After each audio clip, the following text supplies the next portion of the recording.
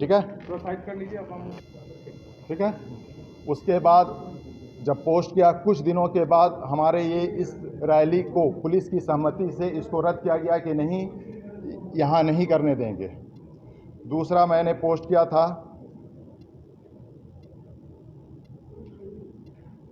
काजी Nazrul university को हटा दिया गया। अब देखिए, ये हमारा पोस्ट आया था 19 फरवरी को कि कल्ला मोड़ से कीजिए, सॉरी कल्ला मोड़ तो है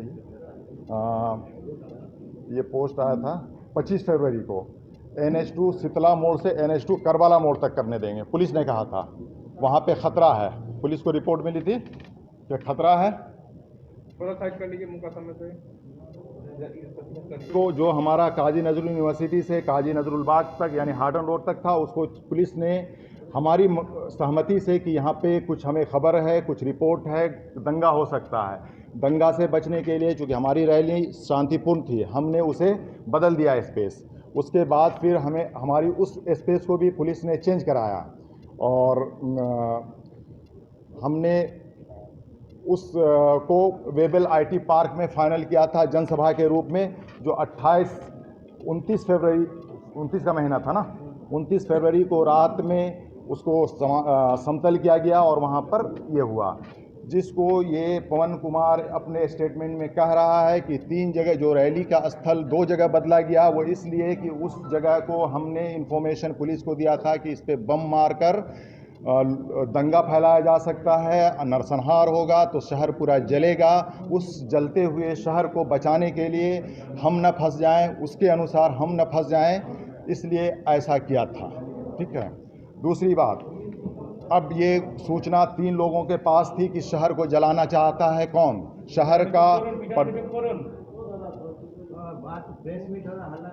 शहर को जलाना चाहता है। ये 3 और 3 6 लोगों 4 और 3 7 लोगों को मालूम था, जिसमें 3 अपराधी था। उस शहर को जलाने के लिए मालूम था, तो उसने क्या किया कि जब हमारी गिरफ्तारी हुई तो हमारी गिरफ्तारी के बाद हमें पुलिस इनह्यूमन कहेंगे उसे, टॉर्चर किया। हमें हमारे पूरे बदन के खून को नीडल से निकाला गया और हमें ये कहा जा रहा था कि तुम्हें छोड़ देंगे, माफ़ कर देंगे। तुम वसीम अकरम जो इंसाफ इंडिया का जनरल सेक्रेटरी, उसको फ़ोन करके बोलो कि जो प्रतिरोध हो रहा है उससे थाने पर बोलो, पथराव करे, बसेस में आग लगाए और हिंदुओं की दुकानों में लूटपाट करे और तोड़फोड़ करे। हमने ऐसा नहीं किया, तो हम पर अमानवीय व्यवहार किया गया। मैं जेल से निकल गया, हम पर कई केसेस लगाए गए, लेकिन उस बीच क्या हुआ, देश में लॉकडाउन हो गया। जब लॉकडाउन हो गया तो लॉकडाउन के समय देश में यात्रा पर पूर्ण प्रतिबंध लगा हुआ था, लेकिन उसी बीच में पूर्ण लॉकडाउन के पीरियड में पवन कुमार सिंह के स्टेटमेंट के मुताबिक, जो हमने आपको प्रति उपलब्ध कराई है, देख लीजिएगा, ये कोर्ट की सर्टिफाइड कॉपी है। अगर किसी को इस पर शक हो या कोई इसको झूठा करार देगा, हम राजनीति से संन्यास ले लेंगे, चुनाव नहीं लड़ेंगे अगर इसको कोई झूठा साबित कर देगा। तो उस पीरियड में जब पूरे लॉकडाउन लगा हुआ था, मुरारी यादव को जिंदा गायब करा दिया गया। मुरारी यादव को जिंदा गायब करा दिया गया। उसका FIR है, इसमें उस FIR का नाम है पवन कुमार सिंह का वो गुरु था, उसको जिंदा गायब करा दिया गया। ठीक उसके चंद दिनों के बाद गुज्जर यादव को बम मार के जान मार दिया गया। यानी घटना कहाँ हुई? ये सारी की सारी घटनाएं लॉकडाउन के पीरियड में जमुई में होती है। अब जमुई से क्या कनेक्शन है मैं बताता हूँ। मैं जमुई का रहने वाला हूँ। उससे पहले मैं ये बताता हूँ कि जब गुज्जर यादव की हत्या होती है, तो गुज्जर यादव की हत्या से 2 दिन पहले परवेज़ आलम, जो यहाँ पर मुलय घटक के साथ डीलिंग कराने आया था लेके, वो अपने फेसबुक पोस्ट और ट्विटर पर लिखता है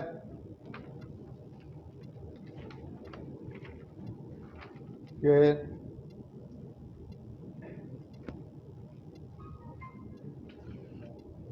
क्या लिखता है, ये लिखता है कि जम्मू जेल से, ये 28 जून को लिखता है, 30 जून को उसकी हत्या हुई है। पूरे देश में लॉकडाउन लगा हुआ है, 2020 की बात कर रहा हूँ मैं। इसको इस सारी घटना को पटना उच्च न्यायालय, पटना हाई कोर्ट में क्रिमिनल रिट पिटीशन फाइल किया हूँ। 5540 CWJC नंबर है। मैं इसकी एक मजबूत लड़ाई लड़ रहा हूँ। वो लिखता है परवेज़ अहमद कि जमुई जेल में बंद सफ़ेद पोश अपराधी, मुझे कहता है सफ़ेद पोश अपराधी, जमुई जेल में बंद सफ़ेद पोश अपराधी सरगना व मेराज हत्याकांड का मुख्य सूत्रधार, मुझे क्या कहता, मेराज हत्याकांड का मुख्य सूत्रधार मुस्तकीम सिद्दीकी जेल से ही किसी से वीडियो कॉलिंग के दौरान पुनः किसी का सुपारी किलर से हत्या करवाने की बात कर रहा था। इसकी जांच के लिए अपील करता है। अब ये बात ऐसी है कि 28 जून को ये लिखता है, पूर्ण लॉकडाउन के समय झारखंड के देवघर से जाकर जमुई में रहता है। 30 जून को उसकी हत्या करवाता है। हत्या से 2 दिन पहले ये बात लिखता है अपने फेसबुक पे। सवाल ये उठता है कि जमुई जेल या कि बिहार के हर जेल से जो वीडियो कॉल होता है तो वहाँ के ऑफिसर्स के मौजूदगी में होता है, और वो जितनी बातें होती है उस वीडियो कॉल्स की रिकॉर्डिंग होती है, उस रिकॉर्डिंग की जांच होनी चाहिए। हमने तो इसकी हत्या के पीछे कारण ये था कि ये पर्दा खुल न जाए कि मुलई घटक जी शहर में एक बड़ा दंगा कराना चाहता था। पता कौन है ये बंदा? मुझे मेराज हत्याकांड में अपराधी लिख रहा है। ये मेराज की हत्या हुई थी 16 जनवरी को। इसमें लिख रहा है पवन कुमार सिंह कि मैं परवेज़ आलम गिरोह के लिए पहले काम करता था, और मुरारी यादव दोनों परवेज़ आलम गिरोह के लिए काम करता था।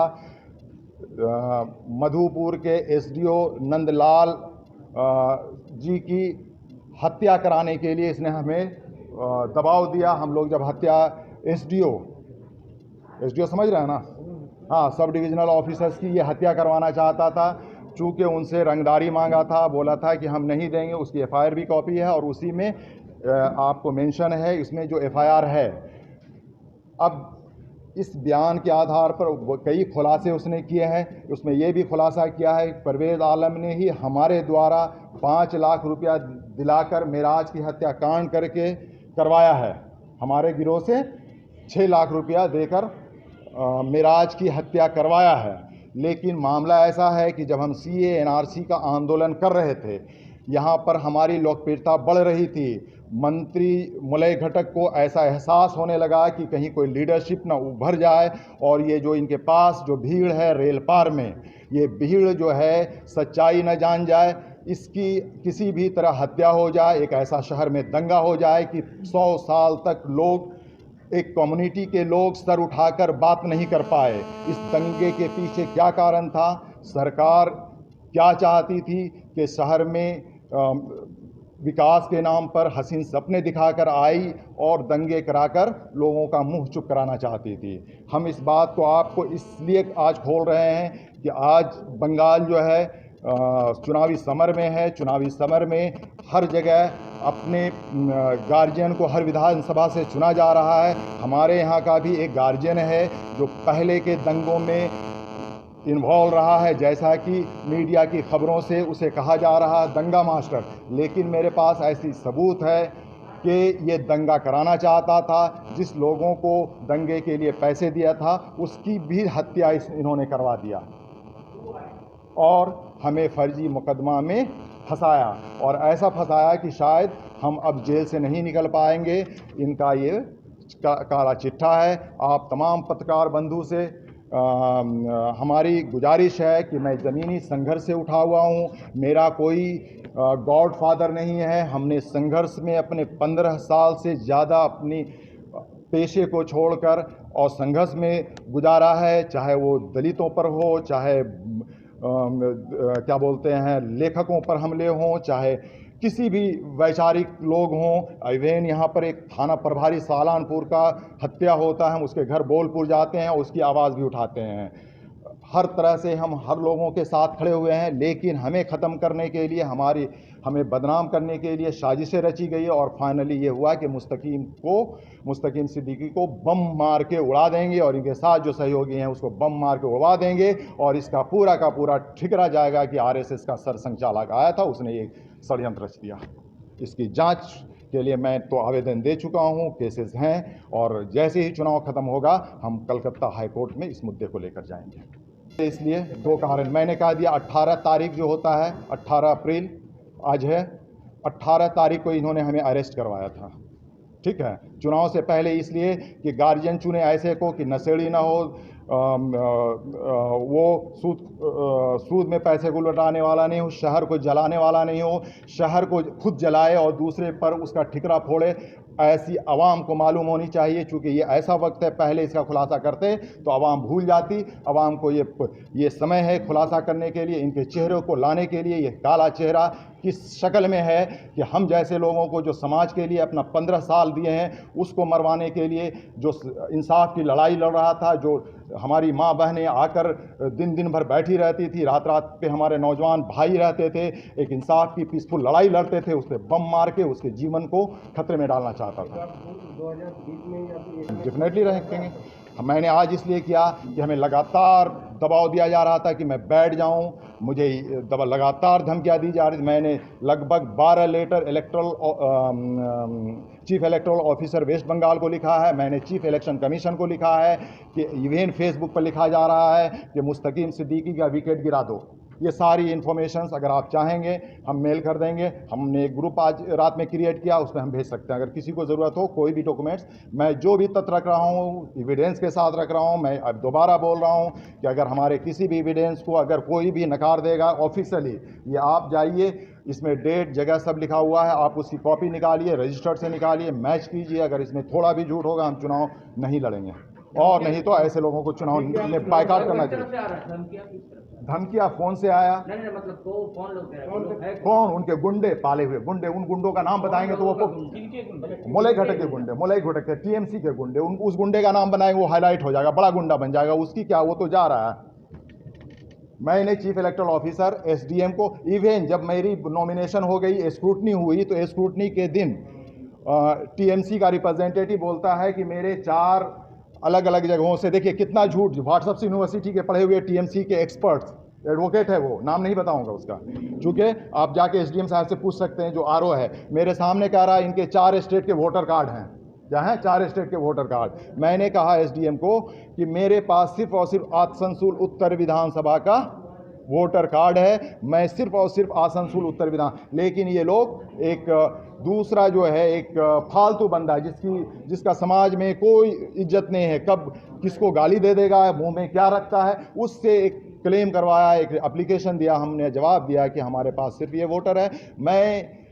उसने एक और इल्ज़ाम लगाया कि मैं 2020 में बिहार में वोट दिया हूं, जबकि उसे पता नहीं था कि जिस समय बिहार में वोट हो रहा था, मैं आसनसोल जेल में मुलई घटक के जुल्म का शिकार होकर जेल में था। तो मैं जब आसनसोल के जेल में था तो बिहार के विधानसभा चुनाव में कैसे भाग लिया?